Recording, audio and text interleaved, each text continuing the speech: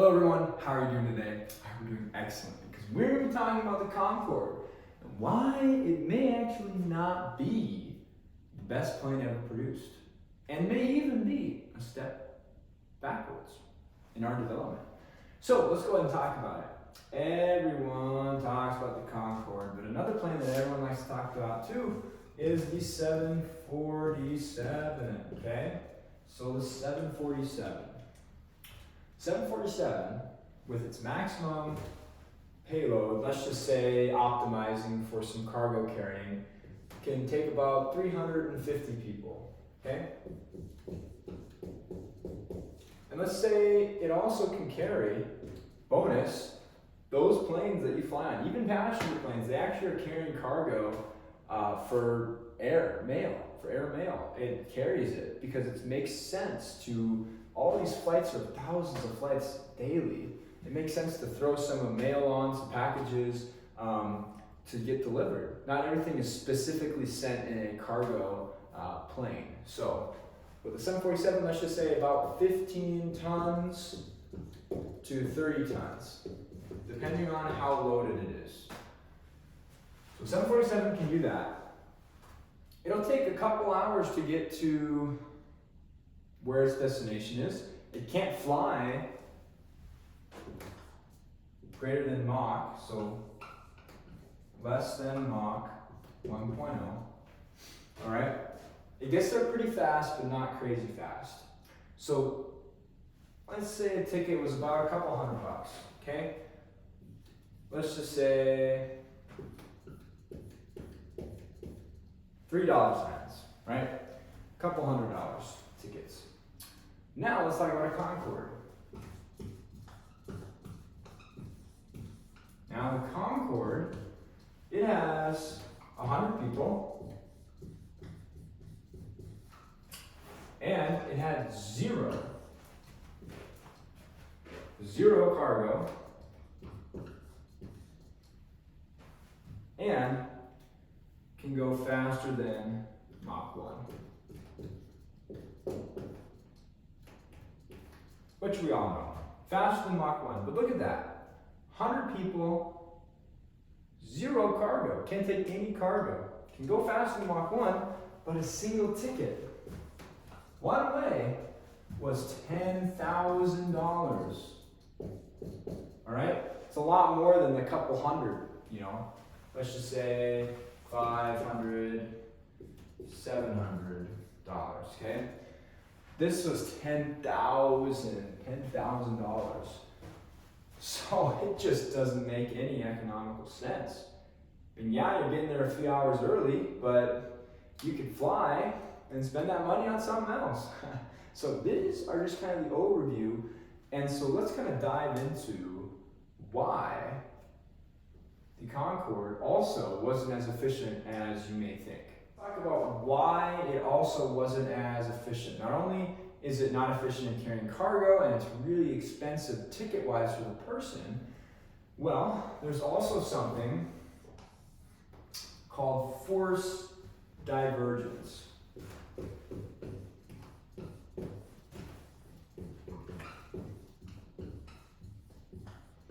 Okay, so we have force divergence, and we have drag, and we have lift in this graph. So, as we increase lift, our drag is also increasing. But then there's a certain point, right around transonic speed. Transonic, okay? Where this will then jump and then continue. And this jump is what's called force divergence. So rapid increase in drag.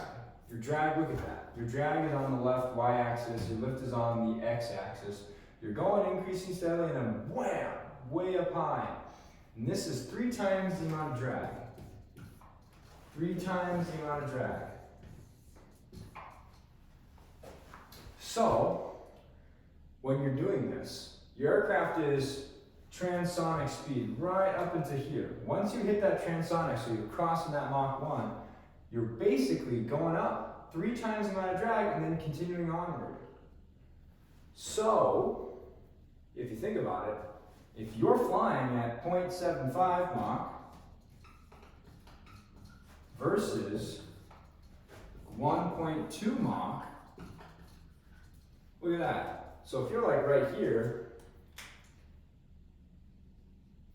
or even, or even closer, maybe like right there, and then you were to go right there, only that much distance, and you have more than three times the amount of drag, all right? 3 times the amount of drag as you would normally. This is why, primarily, supersonic air travel as commerce, where money is of the essence, or commercial flight, is just not really feasible in the future. Because think about it, look at that, you cannot get rid of forced divergence, increasing your drag, 3 times the amount of drag, for only a little bit increase in speed, okay? Just flying that much faster, and boom, you got 3 times the amount of drag. You can never get away from that. You just can't. You can't. Forced divergence is what happens. So in addition, let's think about carbon emissions. Between the 747, once again, and the Concorde, okay, the Concorde had 5 times as much impact on the environment. So 5 times CO2. So 5 times the carbon dioxide and other poisonous gases impact on the atmosphere. In addition, you're also dispersing that way up there, 60,000 feet, 60,000 feet high. So overall, it's worse for the environment, and it increases so much drag, it just doesn't make any economical sense if you're looking at it from an economical standpoint. So, we can also take a look at the engines. Speaking of economical, in a normal conventional aircraft like a 747, we have what's called a high bypass engine.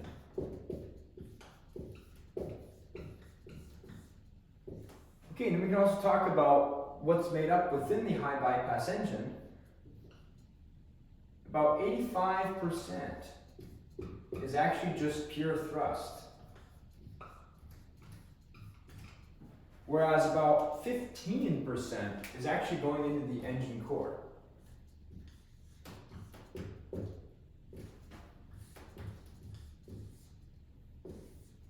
So, the most efficient engine is actually one where it produces, it's moving the most amount of air just a little bit faster. So it's speeding it up a little bit, but that changes a lot of movement and it creates a lot more thrust. It's most efficient. But obviously you can't do that conventionally. You can't have this giant thing. So what we have is we have a high bypass engine where 85% of it becomes pure thrust, avoiding the core. Only 15% is in the core, speeding it up. So we have a majority of the engine is actually taking a large area and speeding it up just a little bit. And that's what gives us the more efficiency, as opposed to the opposite, where most of the air goes just straight into the core. All of it goes into the core and speeds it up really, really fast. That's not nearly as efficient. And those turbojets are on the Concorde or other similar. And then we have the 747 with the high bypass engine, which just looks like a giant, here we can kind of draw a little line here. The high bypass engine just looks like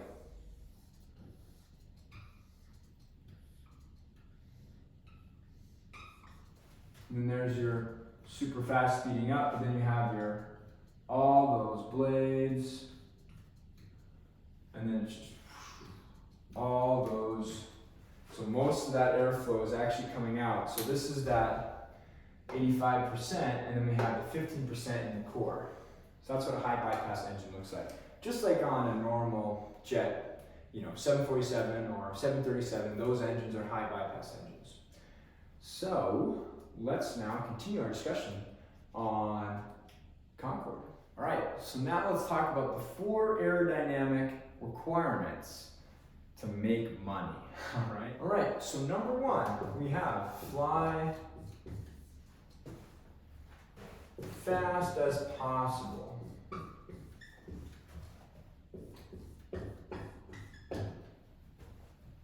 Okay? Fly as fast as possible. Faster you go, less time, and the more efficient you are. If you just get there really fast, it's going to make it more efficient. But don't fly greater than the speed of sound. So fly less than speed of sound. All right, fly less than the speed of sound. That's going to solve the forced divergence. It's going to solve any of the problems associated with supersonic flight. It's just going to save you a lot of headaches. So fly less than the speed of sound, and it saves you all that drag. All that drag is saved. All right. So the third thing is the colder the better.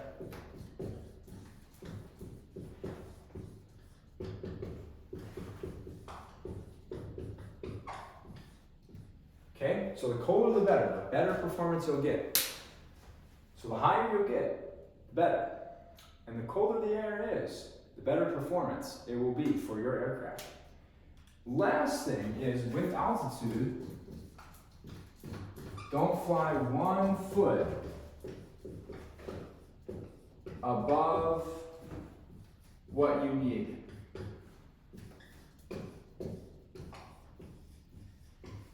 Alright? So don't fly 1 foot higher than what you need.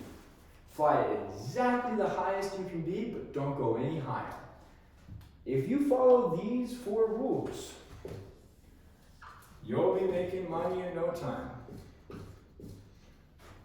So when you become rich and famous, make sure to remember me, alright? Maybe cut me in on some of that. So there's the 4 things that cause money. This is just kind of a fun little thing, but so this is kind of why the Concorde didn't really come back. And there's been news about it coming back, but who knows if it really will actually happen. Because you cannot get over forced divergence. And it's a huge impact on the environment. 5 times a normal jet, which already is such a huge impact on the environment. So we have that, and it's really expensive. Who's gonna pay $10,000 for a ticket? Not me, at least. I'd rather spend that money on maybe training flights. Yeah, that's what I'm gonna spend that money on. So, the Concorde, it's up to you, but it'll be very interesting to see what happens with the new development.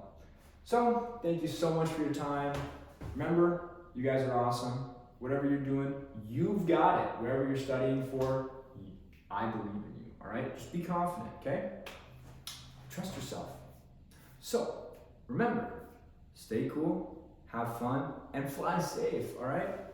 And don't forget the fun part. Have some fun once in a while. All right, take care.